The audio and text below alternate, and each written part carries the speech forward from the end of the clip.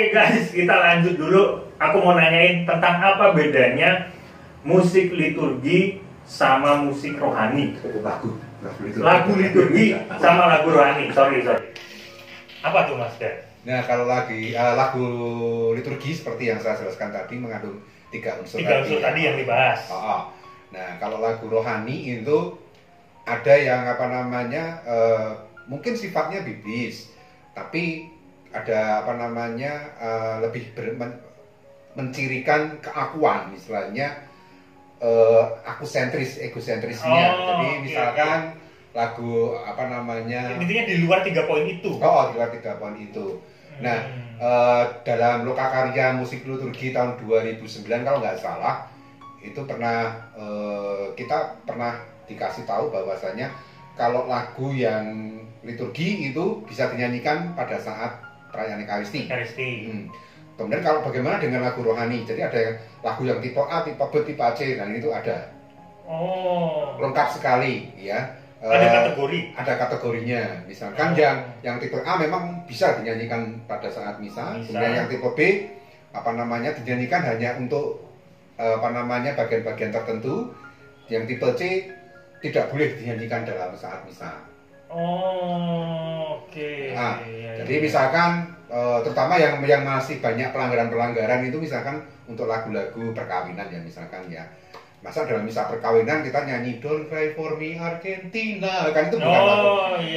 Yang penting aku seneng kok, biasanya hanya pertimbangan mantannya seneng karena punya kesan tersendiri. Itu kan bukan lagu liturgi, bukan lagu Argentina itu kan. Paham maksudnya. Nah, itu ya, itu bisa ya artinya. Terus misalkan lagunya apa? Lagu yang Titanic itu ya misalkan. Itu lagu pop. Nah, itu dimasukkan dalam misa, makanya kita atur seperti itu. Jadi sudah diatur, ini nggak boleh, ini boleh, ini boleh dinyanyikan tapi di misa yang sesuai dengan 3 ini tadi, atau yang di luar itu tadi, tapi masih dalam kategori ya yang diaudit lolos gitulah ya intinya. Kalau misal kayak lagu-lagu, kadang kan ada yang pas komuni ngiringin orang maju terima komuni gitu kan. Nah itu kan lagu-lagunya kayaknya kalau dilihat lebih universal gitu, walaupun dia masih mengarah ke musik liturgi gitu ya. Kadang ada yang main lagu pop juga di situ. Itu tidak boleh sekarang.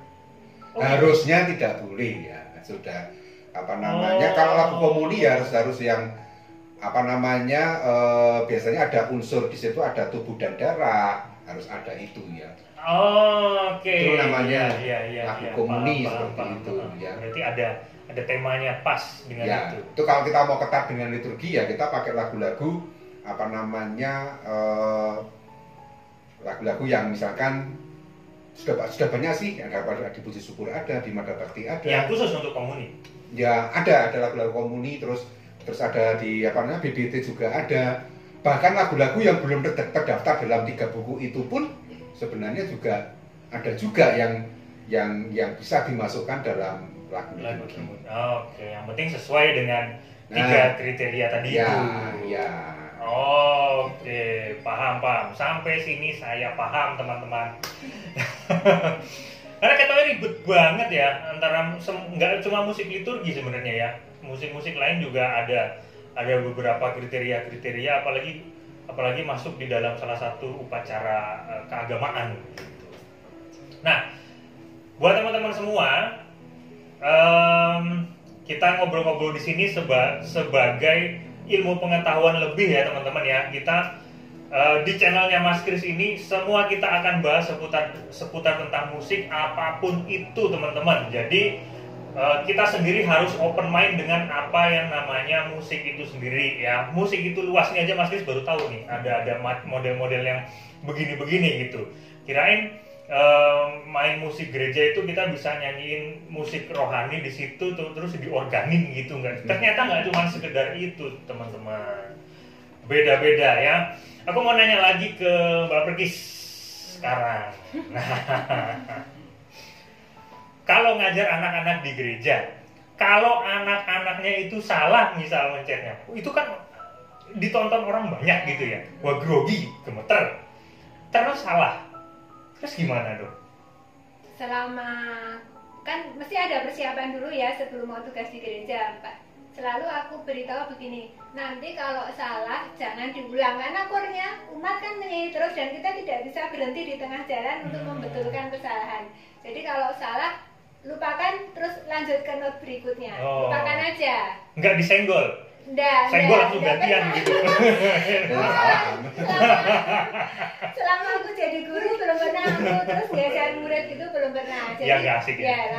Ya juga seperti itu kan melatih mental mandiri. dia. Ternyata dia salah di situ, kemudian di minggu berikutnya nggak boleh salah nih. Jadi selalu aku tekankan salah itu nggak apa-apa karena dalam misa itu kira-kira ada 11 lagu, 13 lagu. Pastilah ada sedikit-sedikit salah, itu nggak apa-apa. Jadi salah jalani aja, lupakan terus langsung ke note sebelahnya gitu. Nggak usah dipikir. Nah teman-teman, aku mau nanya lagi satu hal ini agak sedikit ganjel ya. Jadi aku mumpung kesini sekalian nanyain semuanya. Entah nanti bisa dibagi jadi 2 video atau 1 video langsung. Waktu Mbak Perkis dan Mas Darmawan ke tempatnya Mas Kris, aku tuh sempat nanyain, kalau kita pakai chord-chord yang teman-teman tahu lah, chord-chord yang dia miring-miring, ada namanya misalnya minor 7, C7 min 5 misalnya seperti itu. Kalau diaplikasikan di organ ternyata itu bisa mengganggu lagu dari liturgi itu sendiri. Apakah begitu Mas Dar? Ya, kalau memang iringan apa kudu chord basic? Harus pakai chord basic. Jadi memang iringan gereja itu ada pakemnya ya. Jadi misalkan kayak Mada Bakti itu ada Mada Bakti Kor, ada Mada Bakti khusus untuk iringan. Jadi misalkan ngiringi apa namanya untuk anamnes, untuk simbolis, untuk apa namanya, apalagi untuk iring-iringan lagu-lagu tertentu, lagu-lagu Mazmur misalkan, itu juga ada pakemnya, tidak boleh pakai improve. Okay. Nah kebiasaan terutama sih ini yang biasa terjadi ini di misa-misa perkawinan ini biasanya pakai organis-organis yang profesional, yang sudah ngetop gitu ya. Itu biasanya teman-teman itu biasanya mainnya ya ampun itu pakai ya itu tadi akord-akord yang ningsle kayak gitu ya. Saya tak potong. Kalau aku dulu mainnya gimana? Mainnya bagus kan lurus. Oh kan lurus. Aku dulu termasuk orang yang lurus berarti. Ya. Berarti sekarang sing selewah aku teman-teman. Karena selalu bikin konten chord yang miring-miring. Nanti kalau main organ dilurusin lagi. Terus gimana Mas Dar?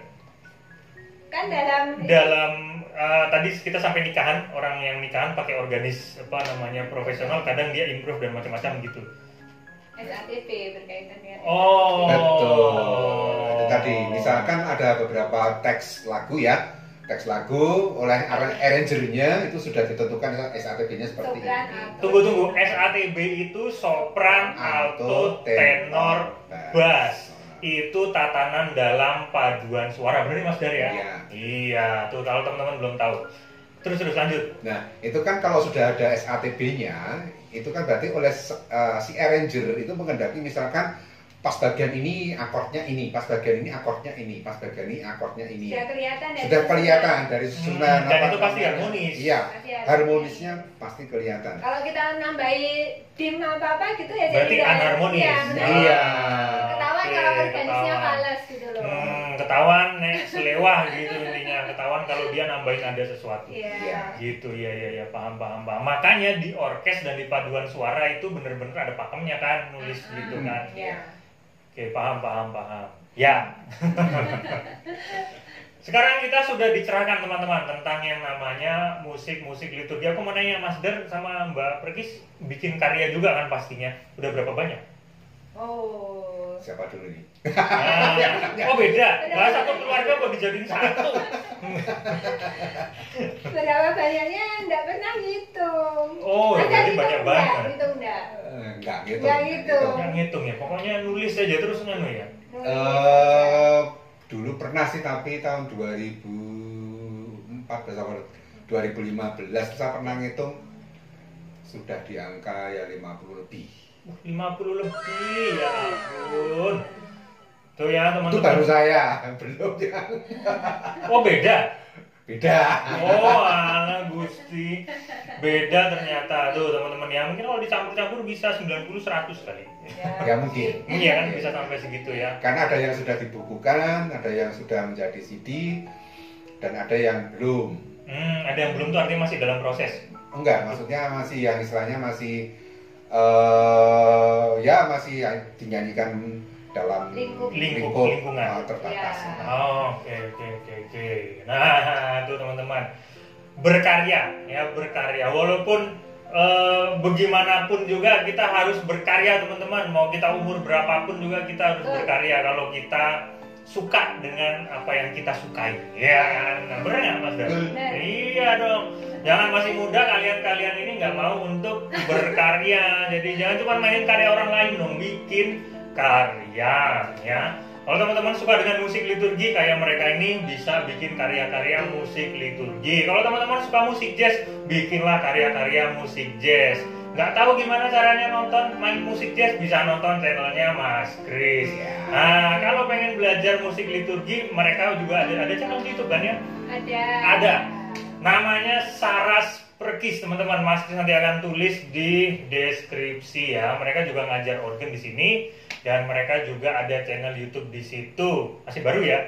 Baru. Masih baru. Nah, kita akan lihat perkembangan dari mereka berdua karena mereka berdua baru terjun di dunia YouTube, teman-teman. Padahal karyanya udah banyak sekali.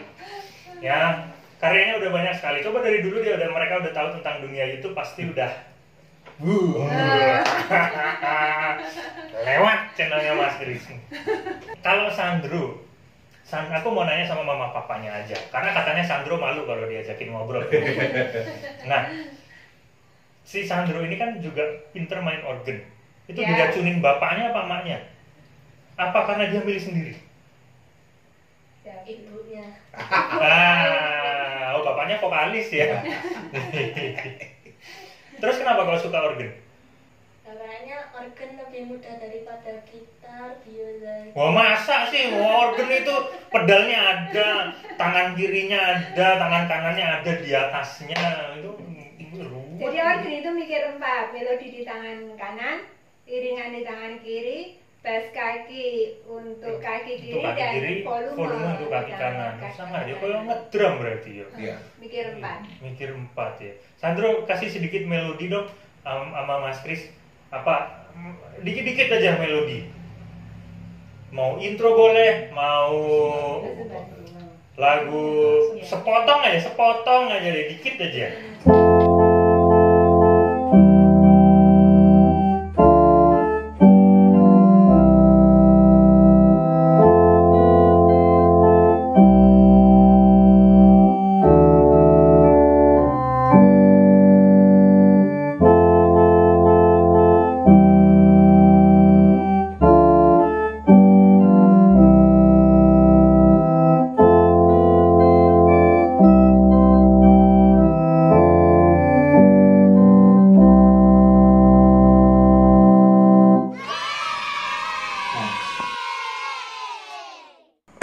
Sekarang kita sudah sampai di penghujung pembicaraan dengan Mas Dar, dengan Mbak Perkis, dan tadi kita udah lihat Dek Sandro main organ, teman-teman. Segmen berikutnya giliran Mas Kris pengen main organ, tapi karena udah lupa minta diajarin lagi.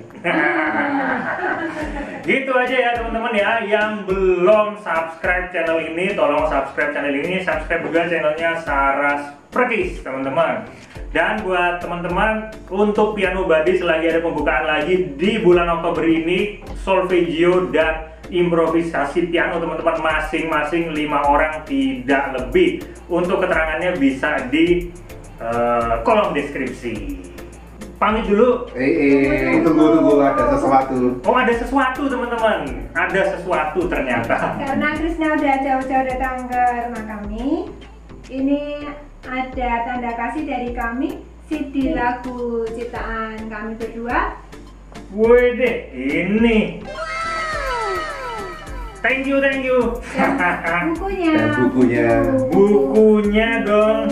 Itu 4 4 suara lagu SATB. Iya, Iya. SATB yang tadi soprano atau tenor bass tadi. Ini di rumah cuma jadi pajangan, ini sayang kalau di ini. Tapi Mas Kris seneng banget, seriusan. Nah, ini bisa didapetin di mana, Mbak Perkis? Pesan. Pesan? Oh, pesan bisa? Pada kami. Ya. Pesan langsung Ya, bisa? pada kami bisa. Oke, nanti kontaknya Mas Kris kasih di kolom deskripsi ya. Yes. Keren, thank you banget loh ini. Iya, sama-sama. Thank you banget loh. Hai. Dapat rezeki itu.